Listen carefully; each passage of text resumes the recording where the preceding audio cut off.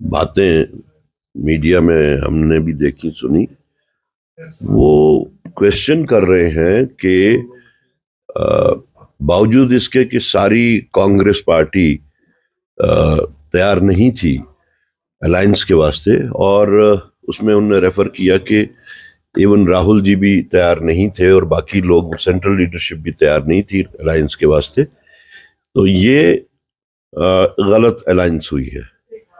لیکن یہ حقیقت سے بہت دور ہے.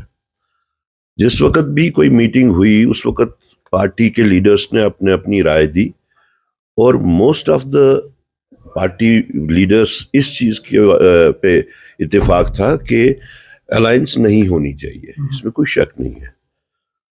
موسٹلی سب نے ویسا ہی کہا، لیکن بعد میں سینٹرل لیڈرشپ کو اتھارٹی دی کہ وہ اس کے اوپر حتمی فیصلہ جو ہوگا وہ ہم منظور کریں گے.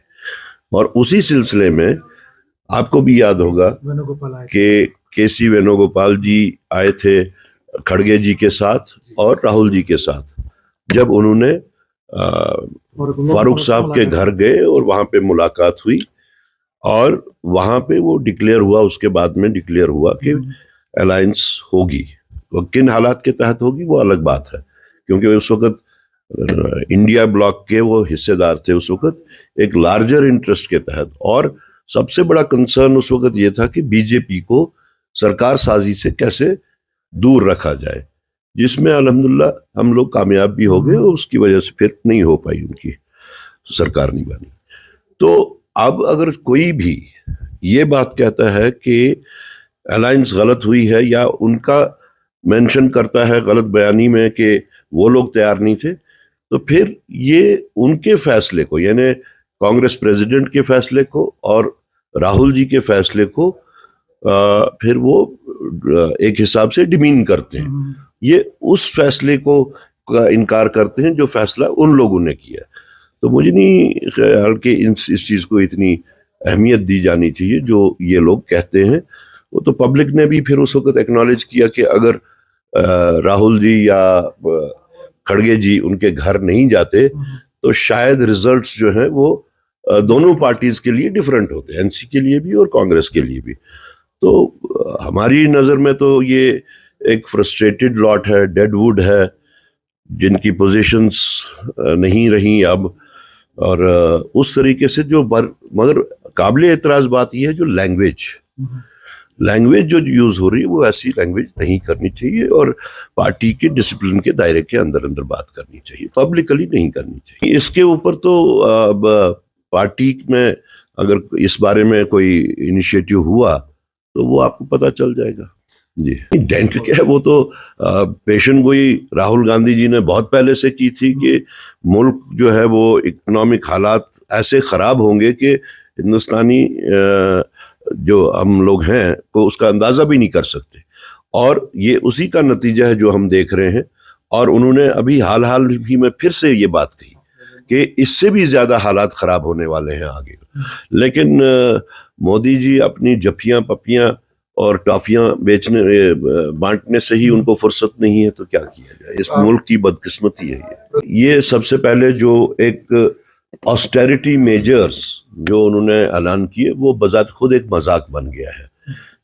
جو باتیں انہوں نے کہیں، اتنے ہلکے انداز کی باتیں کہیں، ان کو یہ پتہ نہیں کیوں یہ سمجھ نہیں آتی ہے کہ ان کا یہ مسخرہ پن کرنے سے باہر کے ملکوں میں جا کے اور ملک میں ہلکی باتیں کرنے کے، پرائم منسٹر کو ایسی باتیں شوبھا نہیں دیتا اس طریقے سے ہلکے انداز میں بات کرنا.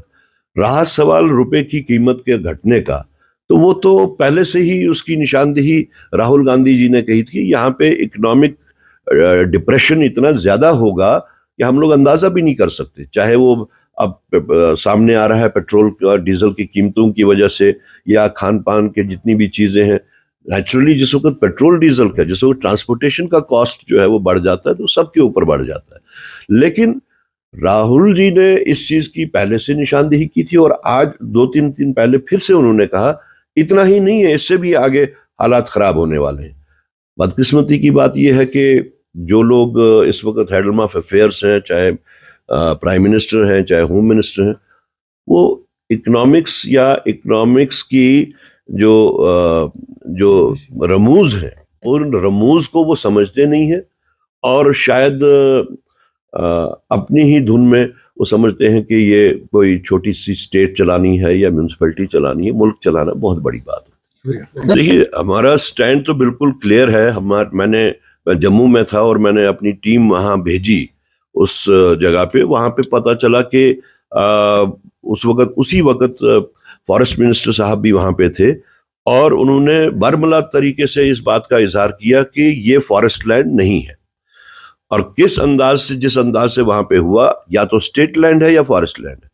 لیکن ہمارا سٹینڈ یہ ہے کہ کوئی بھی کاروائی کرنے سے پہلے رول آف لا، ہر ملک ہر اسٹیٹ میں اپنا قانون ہے، اس قانون کو بروئے کار لایا جانا چاہیے تھا، اس پروسیجر کو بروئے کار لایا جانا چاہیے تھا۔ مان لیتے ہیں کہ وہ اللیگل ہی تھی وہاں پہ، لیکن کیا ان کو نوٹس دی گئی؟ کیا اگر نوٹس دی گئی کتنے دنوں کی دی گئی؟